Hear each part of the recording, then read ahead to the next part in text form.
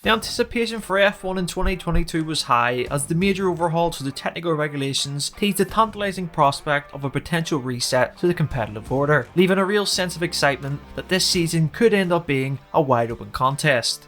Yet it was Mercedes, the team who has dominated F1 since the last big rules shake-up in 2014, who locked out the timing sheets at the end of the first test. Indeed, it is very early to draw conclusions from 2022's first test and new era of F1, but Barcelona at least provided an initial impression as to which teams have started well and which teams have some work to do. Here's 5 things we learned from testing in Barcelona. Mercedes grabbed the headlines on the final day of testing as Lewis Hamilton unleashed a late lap time that put him fastest ahead of his teammate George Russell. Mercedes had a quiet start to testing, but provided a glimpse of the potential of its W13 with runs on Pirelli's softest tyre available. And one important thing from testing is reliability. Well, it looks like the Mercedes has that as they completed the second highest amount of laps with 393. With the next test in Bahrain, it'll be interesting to see what upgrades and how Mercedes will stack up against the other teams. You can only imagine it will be fast.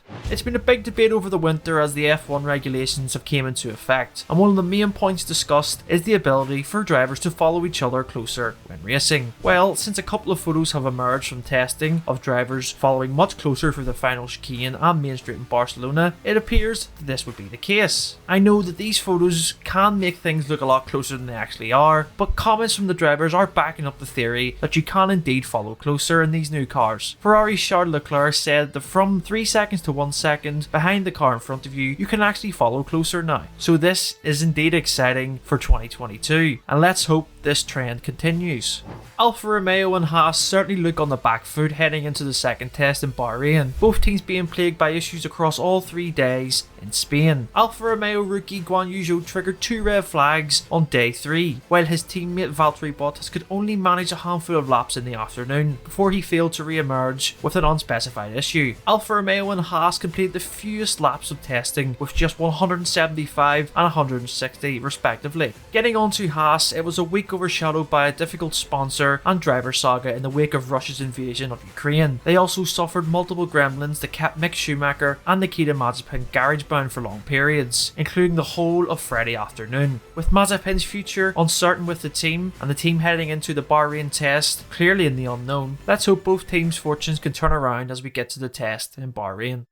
Porpoising. Something that has returned to F1 with the move to ground effect technology. It is a problem that occurs when the airflow under the car is disrupted when travelling above a certain speed on the straights, resulting in a bizarre and dramatic bouncing effect that launches the car up and down. Porpoising is a problem because it leads to loss of downforce and can cause instability. It has been highlighted by a number of the drivers as a potential safety concern, particularly in high-speed corners, and is something that almost all of the drivers and teams have struggled with at some stage during the opening test. We're doing 300 kph an hour and moving 30 to 40 millimeters up and down, said Carlos Sainz. It's quite annoying, hopefully it's resolved, and it's something that we don't need to live with because it's quite on the limit. You have to trust the engineers that it's going to get better and better as you learn with these ground effect cars. This is something to keep an eye on as we head into the Bahrain test. Yep, you guessed it, it's still early days in 2022 and a lot of teams have promised to bring new upgrades to the next test. So don't be surprised if the order changes again. And like we've said in previous videos, this is the beauty of F1 this season. We're really going into the unknown and that can only mean good things. Unpredictable racing, right? Or will we get Mercedes and Red Bull dominating again? We'll just have to wait and see. Let us know in the comments below what you think of the 2022 cars so far. We'd love to hear your thoughts, and make sure to hit the like button and don't forget to subscribe to Crash F1 for more content.